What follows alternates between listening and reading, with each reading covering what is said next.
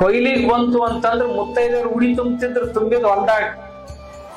ಅದು ದೇವರಿಗೆ ಅರ್ಪಿಸುವಂತ ಕೃತಜ್ಞತೆ. ಕಣ ಮಾಡಿ ರಾಶಿ ತುಂಬುದು ಬಂತಂದ್ರ ನಮಗ್ ವರ್ಷ ತುಂಬಾ ಸಹಾಯ ಮಾಡಿದವ್ರ ಪಾಲ್ ಮಗ್ಗಲಿಗೆ ತೆಗೆದಿಟ್ಟು ರಾಶಿ ತುಂಬಬೇಕು.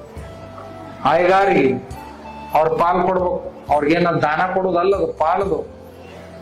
ಅವ ನಮಗ್ ಚಪ್ಪಲ್ ಕೊಟ್ಟಿದ್ದ, ಅವ ನಮಗ್ ಬಡಿತನ ಮಾಡಿ ಕೊಟ್ಟಿದ್ದ, ಅವ ಗಡಿಗೆ ಕೊಟ್ಟಿದ್ದ, ಅವ ನಮಗ್ ಹಗ್ಗ ಮಾಡಿ ಕೊಟ್ಟಿದ್ದ, ಚಿಕ್ಕ ಮಾಡಿ ಕೊಟ್ಟಿದ್ದ. ಅವನ್ ಪಾಲ್ ಅವ ಕೊಡ್ಬೇಕು. ಕೈಲೇ ಕೊಡ್ತಿದ್ದಿಲ್ಲ, ಕೊಟ್ರ ಹೆಡ್ಗಿಲೇನ ತುಂಬಿ ಕೊಡ್ಬೇಕು. ಒಂದು ಬುಟ್ಟಿಲೆ ಇರ್ಲಿಲ್ಲ ಅಂದ್ರೆ ಮರದ್ಲೆ ಕೊಡ್ಬೇಕು. ಬರಿಗೈಲೆ ಕೊಡುದಂದ್ರೆ ಅಪಮಾನ ಅಂತಿದ್ರು.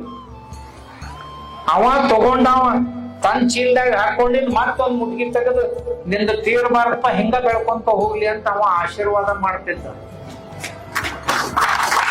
ಮನಿಗ್ ಬಂದಿದಂತಂದ್ರ ಮತ್ತೊಂದು ಬೊಗಸಿ 2 ಬೊಗಸಿ ತಗೊಂಡ್ ಹೋಗಿ ಎಲ್ಲಾ ದೇವ್ರ ಗುಡಿ ಮುಂದೆ ಒಂದೊಂದು ಹಿಡಿ ಕಾಳಿಟ್ಟು ಬರ್ತಿದ್ದೀವಿ.